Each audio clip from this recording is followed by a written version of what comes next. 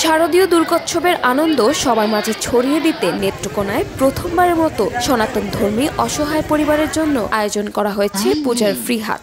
সেখানে প্রায় ১৫০ শতাধিক পরিবার বিনামূল্যে পেয়েছে পুজোর পণ্য সামগ্রী। পুজোর আগে এরকম উপহার পেয়ে খুশি উপকারভোগীরা।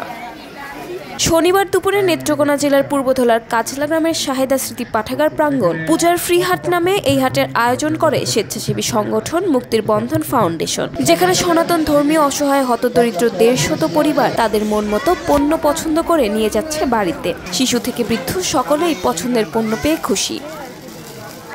নারকেল, কাপড়, সাবান, তেল, এরকম বাজার তার কোনদিন পাইছি না। বিনামূল্যে দিছে, খুশি আছি। আমার অনেক বয়স হয়েছে, এরকম অনুষ্ঠান দেখছি না, এই দেখলাম, ভালোই লাগছে। আচ্ছা, এই অনুষ্ঠান প্রতি বছরই। উপকারভোগীরা বলেন, প্রথমবারের মতোই আয়োজন হলেও তাদের আনন্দের সীমা নেই। প্রত্যেকেই যেন তাদের মনের আশা পূরণ করার জন্য এই পুজোর ফ্রি হাটে এসেছিল, তেমনি তাদের আশাও যেন পূর্ণ হয়েছে। স্বেচ্ছাসেবীরা বলেন, টোকেনের মাধ্যমে বিনামূল্যে তাদের নতুন জামা, পাঞ্জাবি, জুতা, তেল, নারিকেল সহ ১০টি পণ্য দেওয়া হয়। দুর্গোৎসবের আনন্দ সমাজের সব শ্রেণীর মানুষের মাঝে ছড়িয়ে দিতে এবং বিত্তবানদের দানশীলতায় উৎসাহিত করতে এই উদ্যোগ বলে জানান আয়োজকরা।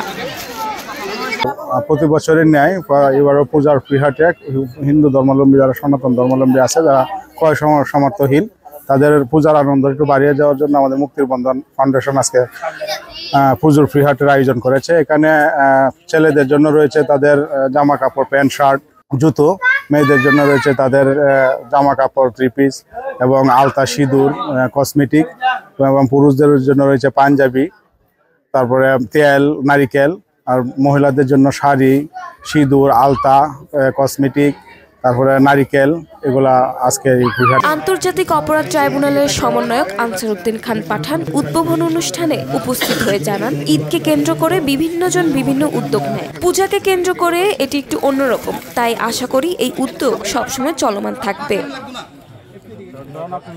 মুক্তির বন্ধন ফাউন্ডেশন তারা যে কাজগুলো করছে নিঃসন্দেহে প্রশংসনীয়। উপকারটা এটাই হবে যে জাতিতে জাতিতে সৌহার্দ্যপূর্ণ সম্পর্কটা আমাদের বাড়বে, এবং এইটার প্রয়োজনটা এখন যথেষ্ট রয়েছে আমাদের এই সমাজে, আমাদের রাষ্ট্রে এবং এই উপমহাদেশে বলতে পারেন।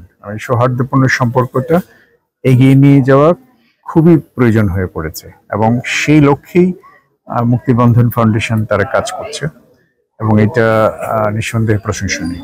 এই মানুষের সৌহার্দ্যপূর্ণ সম্পর্কটা বাড়াবে, যেটা দরকার। স্থানীয়রা চান এরকম উদ্যোগ যেন সবসময় চলমান থাকে।